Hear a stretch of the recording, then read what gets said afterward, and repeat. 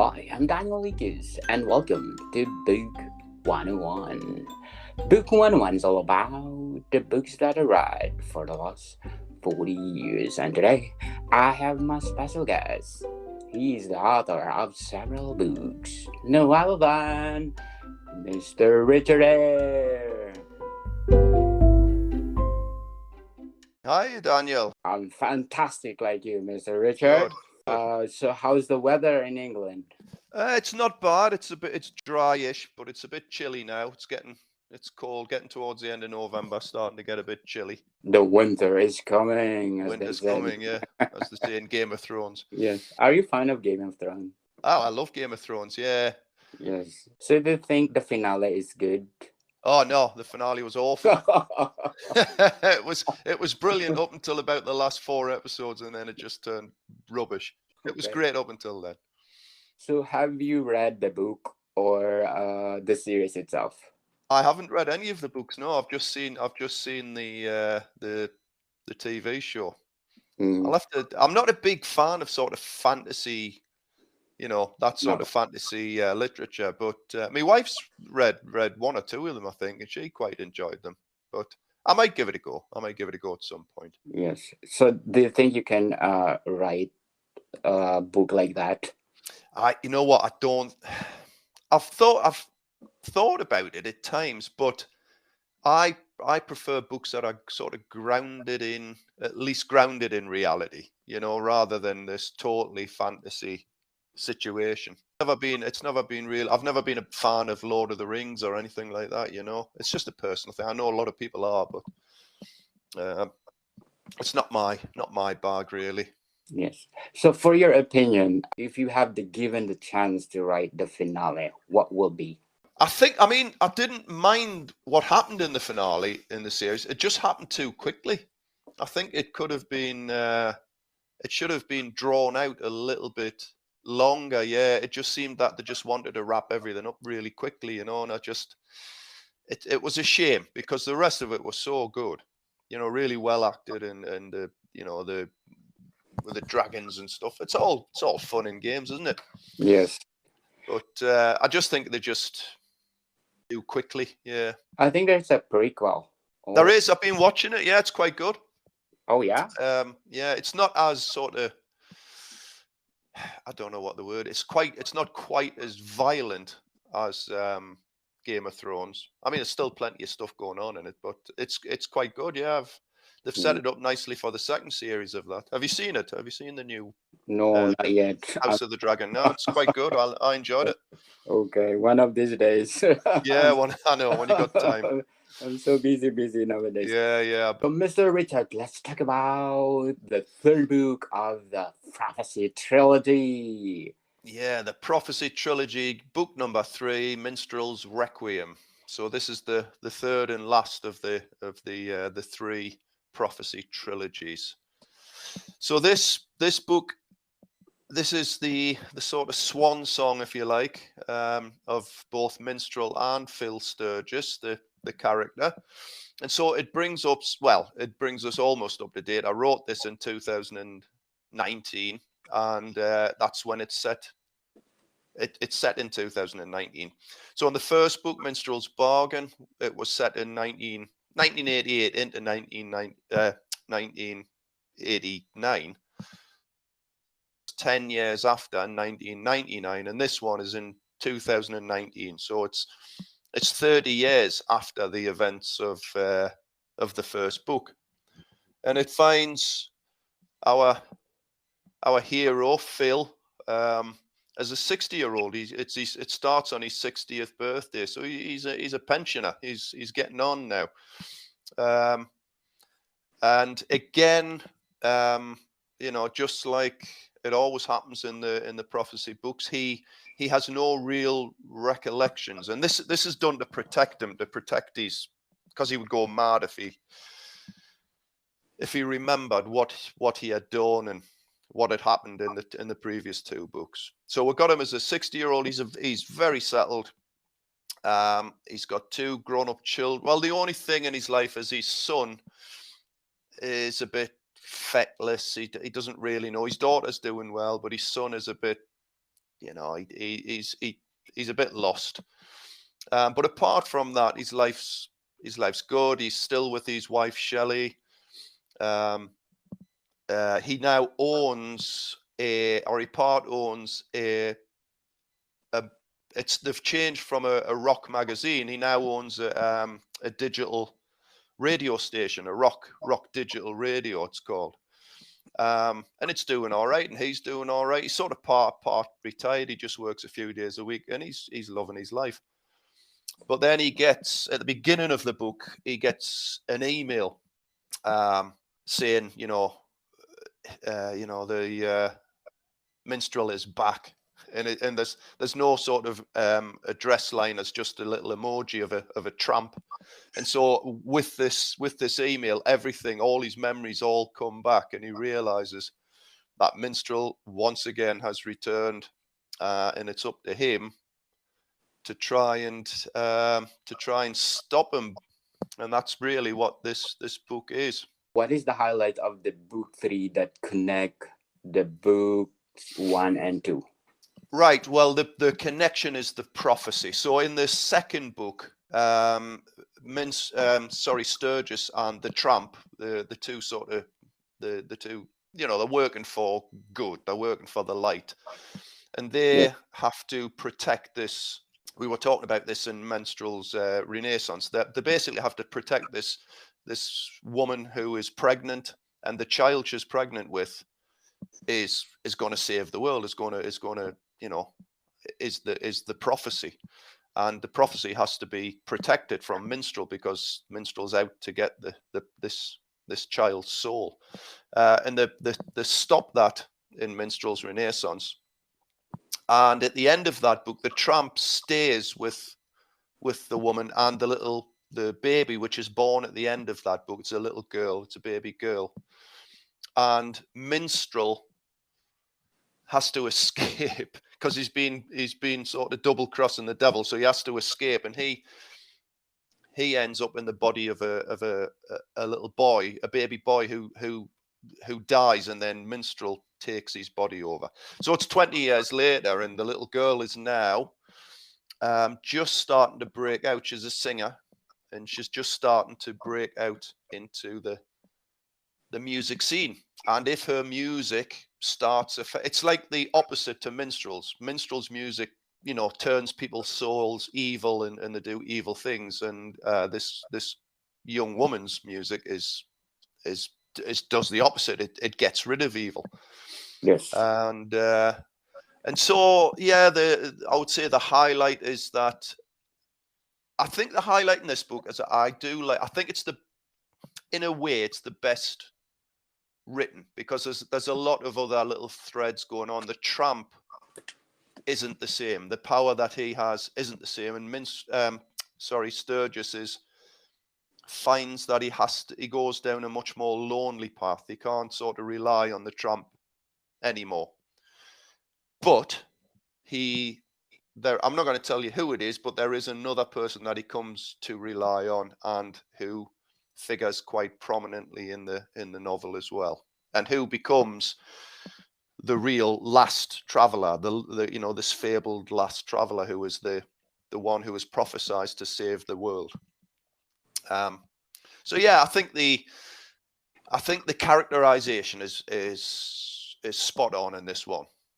That's what I would say is the highlight. Is the characterization really fulfills all of the characters. It builds on the characters, in the previous two books. Interesting. So do you think the finale is easy for you to write, or it takes time for you? This one was easier than Minstrel's Renaissance. The second book was the hardest book to write. We were talking the last time I was talking, I told you I got a terrible case of writer's block when I was writing Minstrel's Renaissance. But I knew exactly where this one was going to go, and I knew what was going to happen at the end. So it was simply a matter of, and I knew the motivation of Minstrel. I knew the motivation of Sturgis and the tramp, and the prophecy. This young woman called Lily Green, her name is, and so I knew what was going to happen, and so it was a lot easier to put it together. And I'm really the ending, the conclusion. I think I like the conclusion, although it's quite sad in a way. It's just like Game of Thrones or better. I think it's a better ending than the Game of Thrones one. At least it takes a whole book rather than just like 2 episodes, you know. As you're talking about your book, it's just like I'm comparing the Lords of the Ring. It make this book into a movie for a wider audience. Yeah, Netflix. If you're listening, Netflix, come on. Yes. Three ready-made movies here.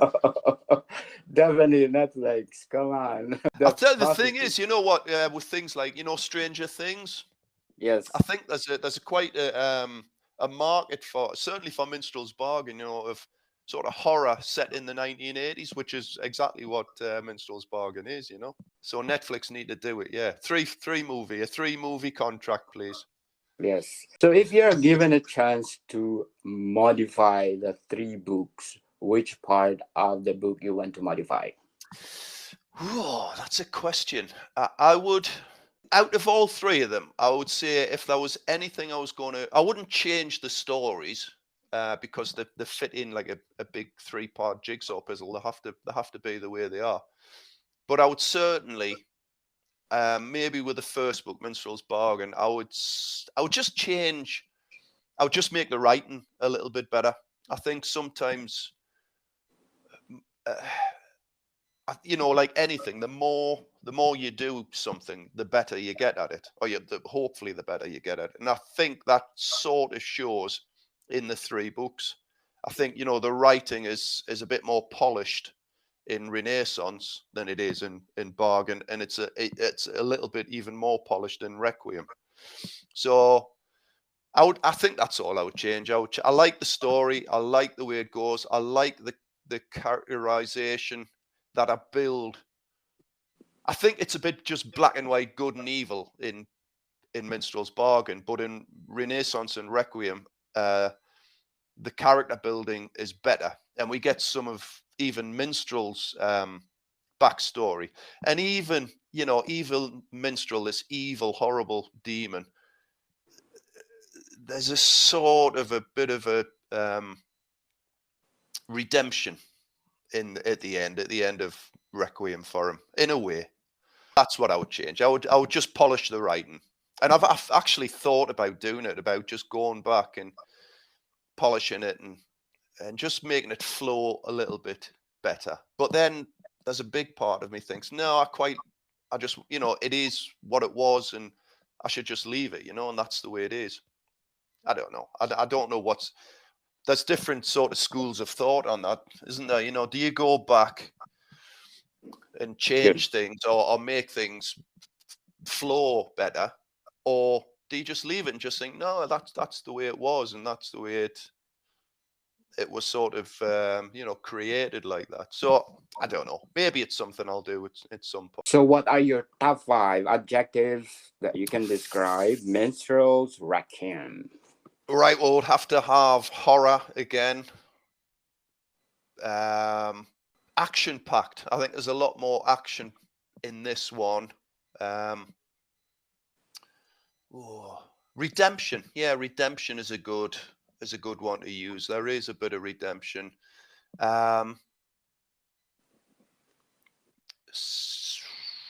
Sadness. Yeah.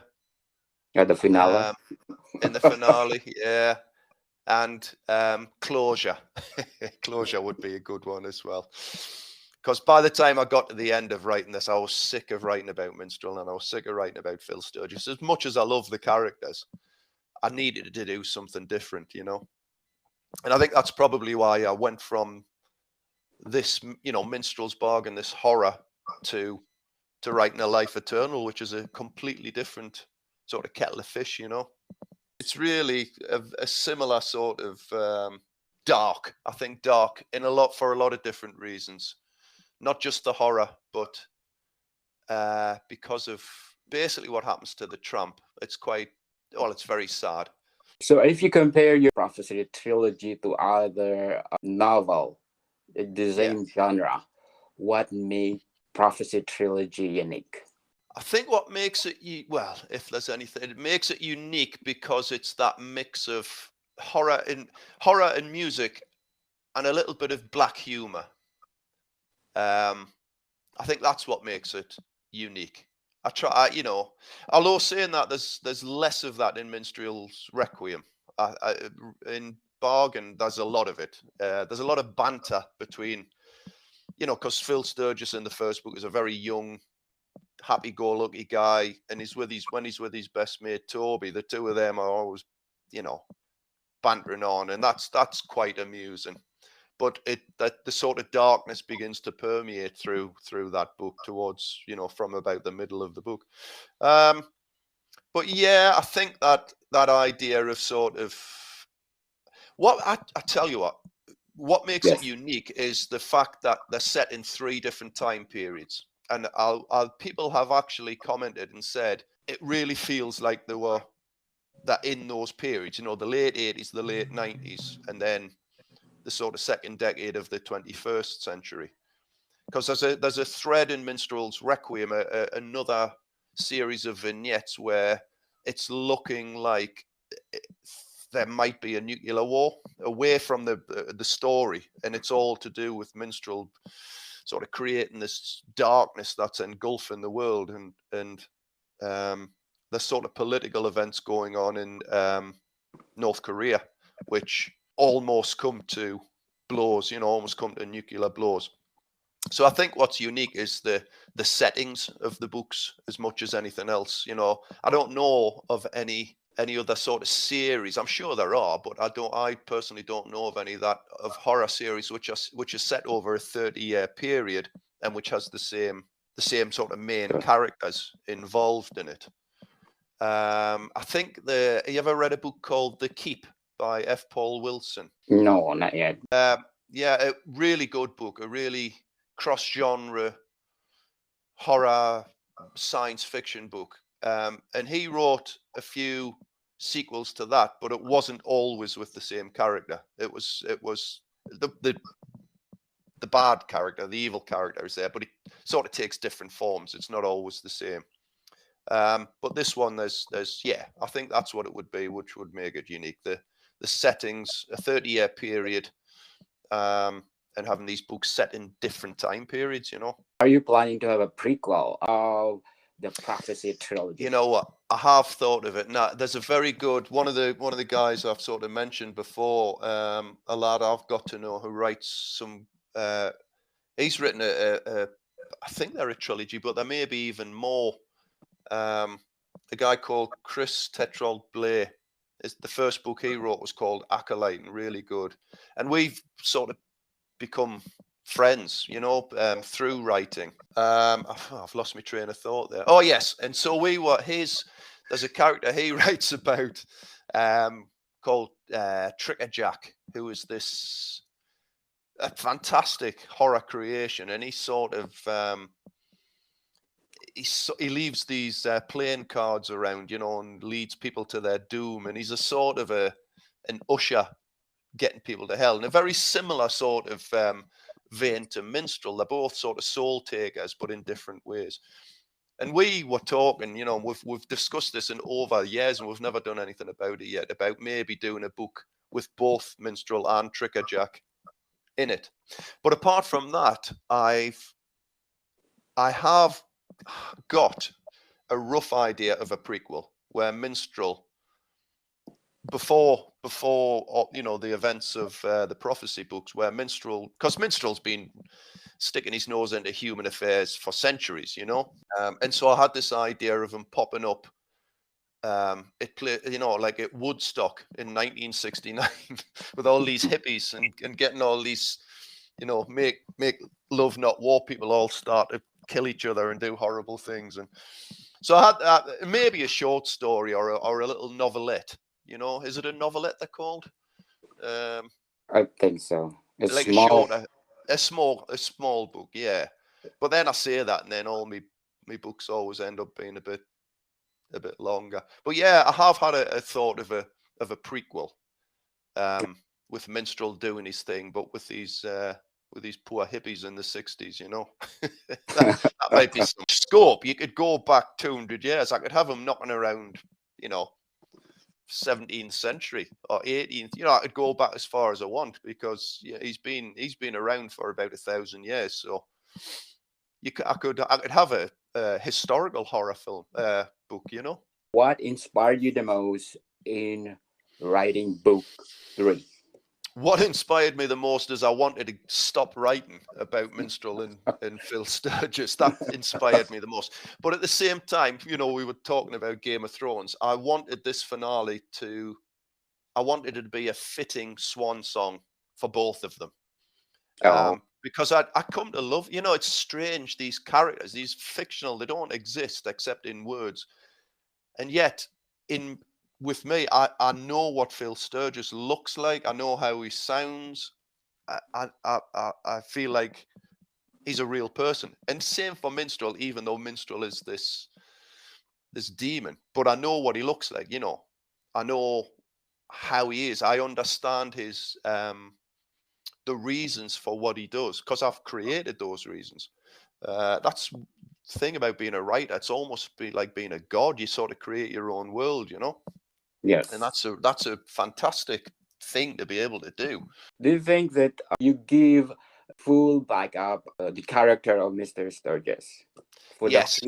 Yes. Yeah. I think I would go so far as to say that I actually love Phil Sturgis. I think he's a wonderful character. And he's by the time you get to Requiem, he's a very well-rounded character. In fact, he's probably quite a well-rounded character in Bargain, the first one. But I like the way you get glimpses into the Tramp's past as well, because the Tramp is as old as Minstrel, if not older, you know. And you sort of get to see little glimpses of his past. You get to see little glimpses, both in Renaissance and Requiem, of Minstrel's past, and he's got a horrible past, and he's a victim. You know, when he was a human person, he originally was a human, but he was a victim, and he was victimized and abused, and it's that has caused him to have this, you know, this absolute hatred for humanity. But there's still a part of him which it's not really his fault, you know. It's because of how he has been treated himself. And as I've said at the end in Requiem, you get to see that there is a chance for everyone to be forgiven, no matter what they've done, you know, and he takes his chance. But that's the highlight, I think, of Requiem. That's amazing. That's the moral lesson of book 3. Yeah. So Richard, if you compare all the books 1, 2, 3, what is the best books for you? You know, each one has something. Obviously, Minstrel's Bargain has a big part of my heart attached to it, because it wasn't the first thing I wrote, but it was the second thing I wrote, and it was the first book I ever had published. So I think your first book ever published is always going to be near to you, you know. It's like your first child, isn't it? You know, it's there, and it's like, oh God, it's finally this thing that I've had in my head, and in my case for over 20 years, and finally you get. I mean, the first cover was god awful; it was horrible, but it doesn't matter. It was a book, and I held it in my hand, you know. And so there's that, and then I think the other two, Renaissance, I liked because, like I've been saying, the adding to the characters, bringing more roundedness to the characters that I had created in Bargain, and then Requiem, the ability to bring it all to, I think, a good conclusion. And it goes sort of full circle. You know, these 3 books become, I mean, you could read each one as a standalone, really, but you might miss, you know, a little bit but you could still read them as a standalone. But I think if you read them all together, you get this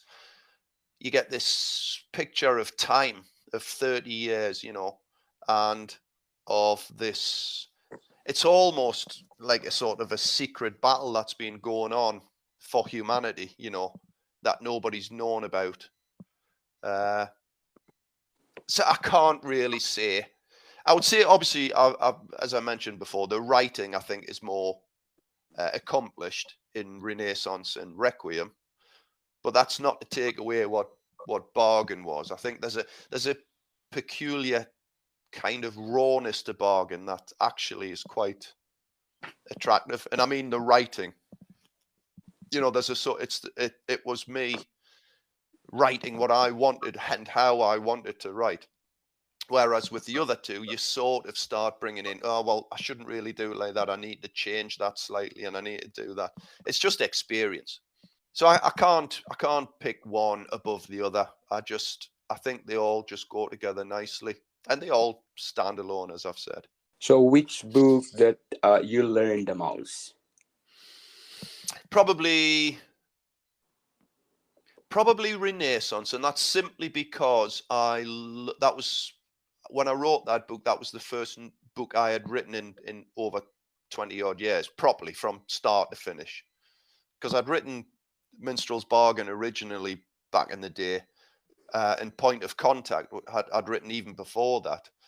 So Minstrel's Renaissance was the first time, and I think that was about 2016 or something, where I in probably more than 20 years that I'd actually sat down and thought, right, I'm going to write a book. So what I learned from Renaissance, I think, and by the time I got to Requiem, I was learning to write better, if you like. So yeah, I think I learned to be a better writer by doing. I think, you know, by having sequels. It's not sequels where it's just a character in different situations doing, you know, like a detective sequel. I think you can have a detective, and then you can have he solves one case, and then the next book he's solving another case, you know, and it might be a different killer or something, and then another book he's just solving another case. Whereas I think with these three books, there is the thread of the prophecy goes throughout all three of them, so it's almost like the same book, but in three sections, you know. And I think that's why I was so sick of writing about all these characters and about the prophecy by the time I was finished with Requiem. But I wanted to do it justice. I wanted to do it. I don't like, you know, I don't want to do something. I'll not do something if I'm not going to give it 100%. So I wanted to give this 100%, but at the same time knowing that this was the end of certainly of the prophecy books, you know. So I wanted to do it well. And I quite like the idea that Phil is a 60-year-old, because I'm not that far off now myself, and I'm thinking, you know, a 60-year-old now in 2000, well, even in 2019, it's not that old, really. You know, I mean, if you look at the sort of the big actors today, Tom Cruise and Brad Pitt and Johnny Depp, they're all now, you know, they're nigh on 60 themselves. So 60 isn't what it used to be when I was a kid, you know. And so I thought it's not out of the bounds of possibility that a 60-year-old could still. And I go out the way to say that he's kept himself in shape. You know, he keeps himself sort of fit and healthy, and so yeah, and I quite like that as well. There's not many books with a 60-year-old as the main character. So, how many days and month you wrote Minstrel's Requiem? God, probably I would say probably start to finish about 6-7 months, but that's just off the top of my head. I can't really remember. I'm sure I could, you know, I'm sure if I look on back where all my files are, there'll be a date where I sort of started it and where I sort of finished. But I would say about 6 or 7 months. It's only been the last couple of months that the last two books where I've really sort of done it within 3 or 4 months for each of those books to get the first, the first draft written. Before then, it took me a little bit longer. So yeah, probably about 6 months, about half a year for Minstrel's Requiem. Not as long as Renaissance, because I knew where I was writing every day, most days, and I knew where it was going. You know. Is there a confusion in your mind when you're writing the finale? There wasn't in this one because I knew the characters were already set. I'd set who Minstrel was going to be, because Minstrel changes in every book. You know, he's the same character, but he takes over different bodies. So in the first book, he was this guy called Kick Bazaar, who was the lead singer of Minstrel's Bargain. Second book, he was another lead singer of a band called Yaron Doyle. But in the third book, I tried bringing it up to date. Instead of having him as like the front man of a rock band, I had him as a reality TV star winner, and he's just he's a 21-year-old singer who starts spreading his music through the internet and things like that. And again, that's what I'm saying about the time things, you know, because there's a bit in Minstrel's Bargain where one of who becomes a victim of his music is wandering around a music store and sees some sort of what she calls newfangled CDs, you know. So these CDs, because everybody had LPs, and then in the second book, Renaissance, you know, they're all CDs and that in the late 90s. But this one, it's all about downloads and internet and about, like I say, a reality. I based it on sort of X Factor, you know what I mean? But I can't remember what I call it in the book. New Talent or something, I call it in the book. This you know, this big TV show. And even the book covers are sort of designed. The Minstrel's Bargain looks like an LP cover. It's got a few fake sort of creases in it and things like that. And Minstrel's Renaissance is supposed to be a lot sort of sharper and like a CD cover, and then Requiem it looks very similar to Renaissance, but it's supposed to be even sharper still, almost like a digital download type. So I've tried to even have the book covers in looking like the format that would be selling at the time when that story was happening, you know. So let's do the recap of the 3 books. Minstrel's Bargain, set in the late 80s, a young man, a reporter who discovers that this band, Minstrel's Bargain, who is, you know, they're taking the world by storm, and he realizes after he meets this mysterious tramp who contacts him that there is something wrong with him. And Minstrel, the lead singer, the Kick Bazaar, the lead singer, is not Kick Bazaar, the human. He's simply a vessel for this demon called Minstrel, who for centuries has used music to play out the last. He likens the human lifespan or the soul to music, and he is playing out the last few bars of people's lives, and he steals the souls and takes them down to the devil, down to hell.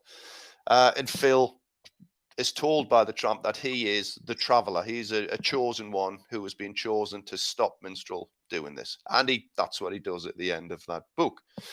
Minstrel's Renaissance sees Phil 10 years later, having the tramp makes him forget what he's gone through, so he doesn't, you know, as a sort of a reward, so he doesn't go mad knowing what's happened. But the tramp comes back into his life and explains that this prophecy, the prophecy of the sort, if you like, the kingdoms of heaven and hell, is starting to come true. And this child is the prophecy, and this child will destroy evil. And the devil's going to want this child's soul. So the tramp and Sturgis in that one have to protect this woman, Caroline, and her unborn child against the machinations of both the devil and Minstrel. But in that book, we see Minstrel's monstrous sort of his inability to follow anybody, and he's trying to double cross the devil. Basically, he's trying to play a double-edged sword, and he fails at the end of that and has to flee. His soul has to flee, and he goes, at the end of that, he goes into the body of this little newborn baby boy who has just died, and he takes this body over. And then, and of course, the tramp then stays with the little girl. And then the last book is 20 years later, and Phil gets this email, but it's not from the tramp this time. But like I say, I'm not going into too much detail, but he gets dragged back into this again. He's the traveler, and him and a person very close to him have to stop Minstrel once and for all, because Minstrel is going to take Lily's soul, the prophecy soul, and once he does that, there's no one is going to be able to beat him, not even the devil, and he's going to become a living, like a god on earth, where everyone will just be plunged into darkness forever. So there's a big old ending there at a music festival. And of course, Minstrel fails, obviously. I'm not going to write a book where he wins. Very well said, Mr. Richard. If you have movie contract, wow. Oh, man. Always the dream, isn't it? A movie outfit out there, or Netflix, or Amazon, or Apple. Yeah, I think so. Apple, they've got this Apple TV now, aren't they? Come on, Apple TV, if you're listening to this, have a look at me books, man. They're great. Yes, they are. Fantastic. Well, I'm going to read your book. I have the list to read this month, and I think it's number 8 on my list. Brilliant. All right. Yes. So where do people buy your books? Well, just like the other 2 prophecy books, mostly I would say Amazon for the Kindle edition and the paperback. But the paperback again is around lots of different places. And actually, because it's not in the sort of the whatever it's called, is it KDP or something? I can't remember, but it's not. Doesn't. You can buy the ebook in lots of different places as well, not just Amazon. And you can get it for you whatever ebook you have, and you can buy them all for £3.98, all 3 of them, because the first book is free anyway. But if you want to buy all 3, you can buy it for £3.98. There you go. Yes, here in Canada, you can buy the Prophecy Trilogy, Coal, Indigo, and Chapters. Lovely. You can download it. I think it's $3 each, $3.99 if I'm not mistaken. Right. So let's empower Mr. Richard. Let's read all the books, the Prophecy Trilogy. They are fascinating, and as Mr. Richard talking about the books, it relates me to the Lords of the Ring. Oh, come on, people. I think it's better than Lord of the Ring. It's often Lord of the Ring is more famous. And yeah. Let's support the emerging writers. Let's support them, because as we support them, they give their best. They are become more better and better because we support them. And thank you, Player FM, for being number 9 of the best book review podcast. Thank you so much. And let's shout out to the people listening on these countries. Last time, I shout out to the people listening for my top 1 to 10. Now I'm going to shout out 11 to 20. At number 11, Ireland. Thank you so much, Ireland. Number 12, Mexico. Thank you. Gracias. I'm number 44 on the Apple chart. Thank you so much, Mexico. Gracias. Number 13, Singapore. Thank you so much, Asia. Number 14, Italy. Grazie mille. Thank you, Italy. Number 15, South Africa. Thank you so much.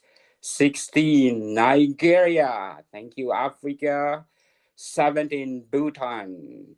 Number 18, Brazil. Obrigada. Thank you, Brazil. I love your country. You're so beautiful country. And number 19, Denmark. And number 20, Kenya. Thank you, Mr. Richard. What else you can say about the Prophecy Trilogy? Just that you should go and buy them. If you like if you like rock music, if you like horror, if you like old school sort of James Herbert type horror books, you'll probably like these.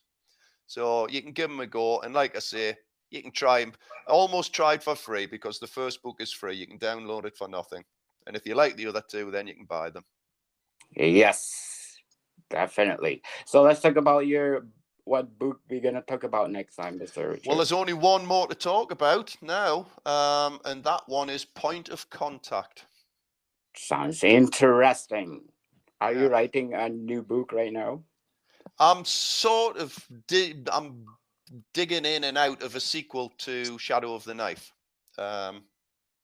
But I've got so many ideas that I just don't know where to start. Really, I've got a lot of ideas for books, but I think I'll try and get that one finished first. I think I would like to do a sequel to Shadow of the Knife. Yes, definitely. And Mr. Steve, like your writing so much. He's a lovely, lovely man. I've said thank you to him. Yes. He said some lovely things. He's Been- a fantastic. I tell you what, Kill Sequence is a brilliant techno thriller book. It's wonderful. Yes, yes, definitely. Out there, please support Mr. Richard and Mr. Steve for their books. Thank you, Mr. Richard. Thank you, Daniel. You take care, and I'll talk to you soon. Talk to you soon. More to come, people. See you soon. Bye.